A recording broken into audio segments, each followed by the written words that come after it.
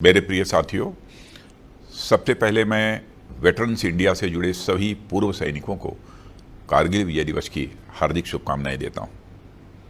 आपका संगठन वेटरन्स के बीच में लगातार अपनी सक्रियता बनाए हुए है। इसके लिए आप सभी बधाई के पात्र हैं।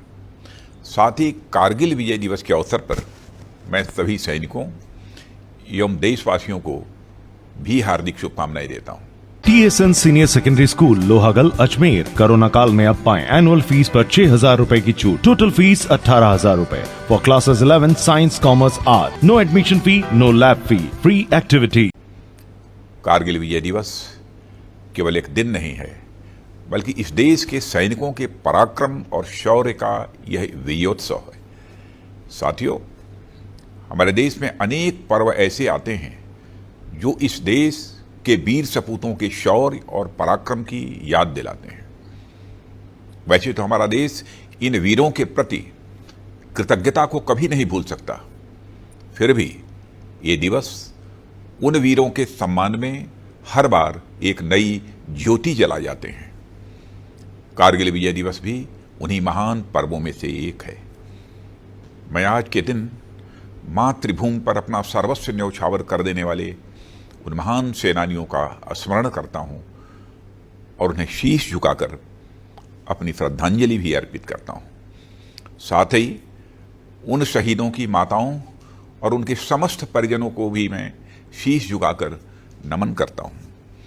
मैं उन बहादुर सैनिकों के प्रति भी अपनी कृतज्ञता प्रकट करता हूं जो युद्ध में घायल हो गए और किसी प्रकार की शारीरिक अक्षमता से घिर गए। पर हमारा सौभाग्य है कि वे आज भी हमारे बीच हैं और सेना सहित समाज को भी प्रेरित कर रहे हैं। साथियों, 21 वर्ष पहले कारगिल की बर्फीली चोटियों पर हुई हमारी विजय को आज पूरा देश एक साथ याद कर रहा है। उन वीरों की याद और उनके सम्मान में जगह जगह पर कारगिल विजय दिवस मनाया जा रहा है। अनेक कार्यक्रम आयोजित किए जा रहे हैं। यह सभी कार्यक्रम विपरीत परिस्थितियों में हमारी सेनाओं द्वारा युद्ध जीतने की खुशी की याद में तो हैं ही, साथ ही यह भारत देश की जनता के लिए एक महान प्रेरणा के स्रोत भी हैं। साथियों, यह विजय दिवस किसी भूभाग विशेष को जीत लेने या उसे बचाए रखने भर की याद तक सीमित नहीं है। यह दिवस देशों के बीच हुई गोलीबारी और बारूदी युद्ध में हमारी विजय की याद तक ही सीमित नहीं है, बल्कि यह दिवस हमारे देश के त्याग, बलिदान, साहस, समर्पण, शौर्य और संकल्प की महान परंपरा की एक महान कड़ी के रूप में दर्ज है।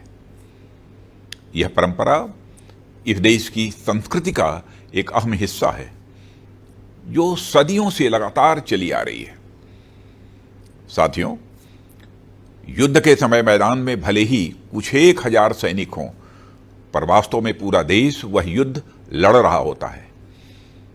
सभी देशवासियों की आशाएं, आकांक्षाएं और इच्छाएं एक साथ आकर अपने राष्ट्र की जीत पर ठहर जाती हैं।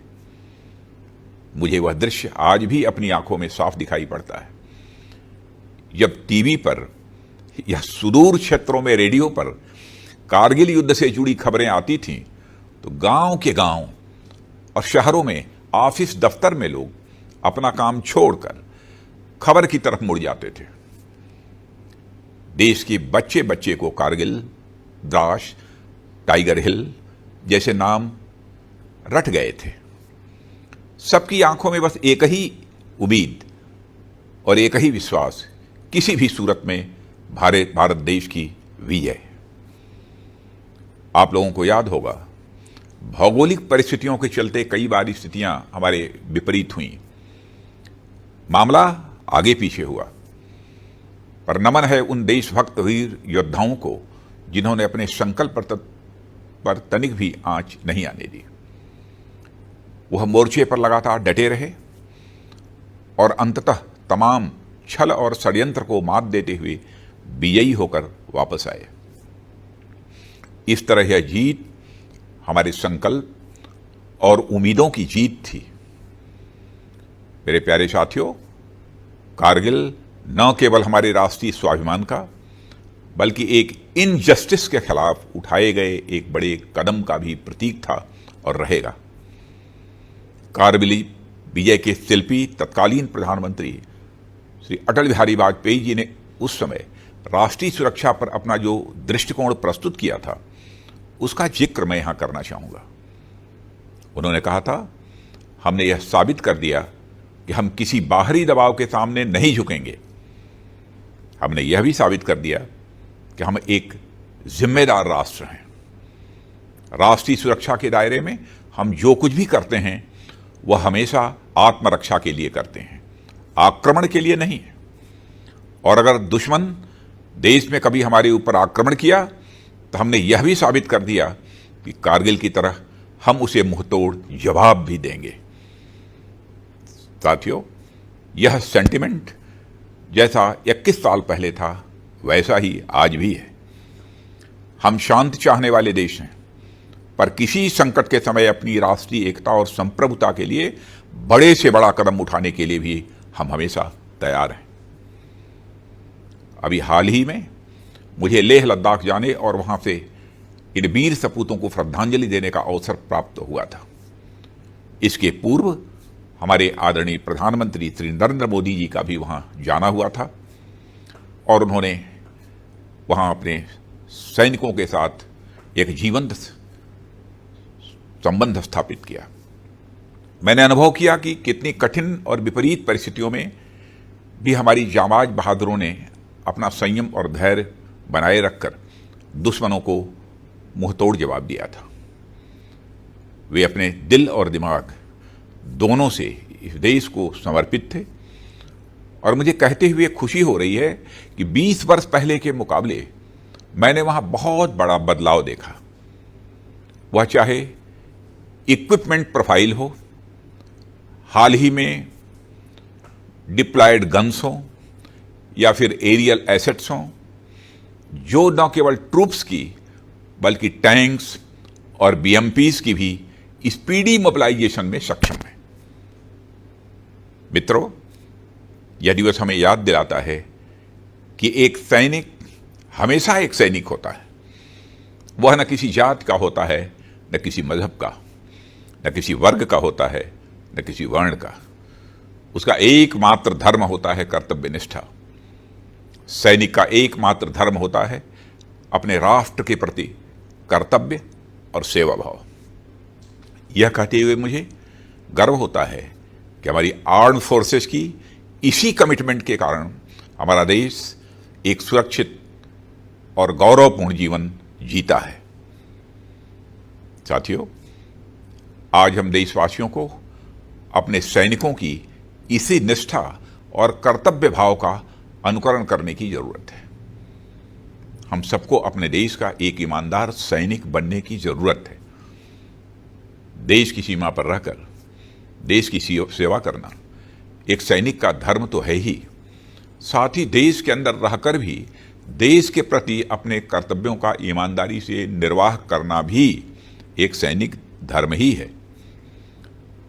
इस देश को सुरक्षित रखने का कार्य अगर हमारे सीमा के सैनिक कर रहे हैं तो इसकी एकता, अखंडता और भाईचारे को बरकरार रखना हमारी जिम्मेदारी है।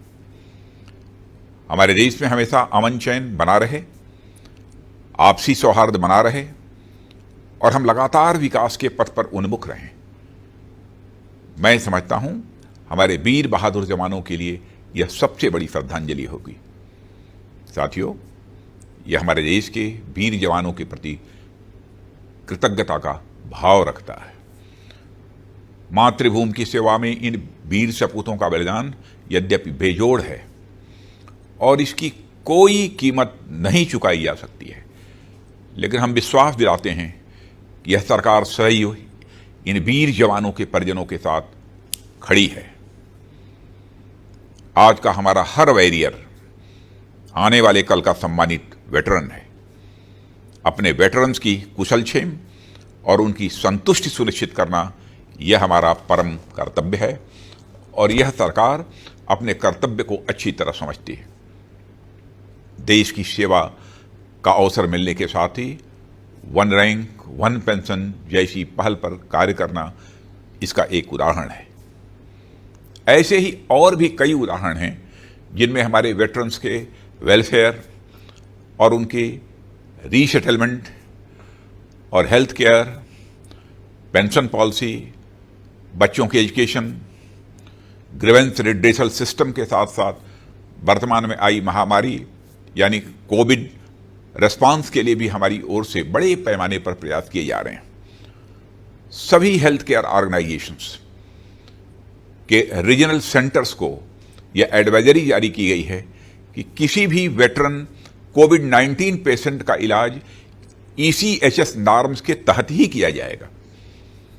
मुझे यह जानकर बहुत ही अच्छा लगा और सचमुच मुझे गर्व की भी अनुभूति हुई कि केंद्रीय सैनिक बोर्ड ने पूरे देश से 1,80,000 ऐसे यंग सर्विसमैन को आइडेंटिफाई किया है जो आवश्यकता पड़ने पर कोरोना काल में भी अपनी सेवाएं देने के लिए उपलब्ध हैं। आपदा के इन दिनों में हमारे इन पूर्व सैनिकों ने देश के विभिन्न हिस्सों में होम क्वारंटाइन की व्यवस्था करने, लोगों से फिजिकल डिस्टेंसिंग का अनुपालन करवाने और इंटर स्टेट माइग्रेंट वर्कर्स की मूवमेंट कंट्रोल करने में अपना सहयोग दिया है। देश सेवा की इससे बड़ी पराकाष्ठा और क्या हो सकती है कि जिन सैनिकों ने कल तक सीमा पर अपने देश की सुरक्षा की, आज संकट के समय सीमा के अंदर भी वे तन मन से देश को अपनी सेवा देने के लिए तत्पर हैं।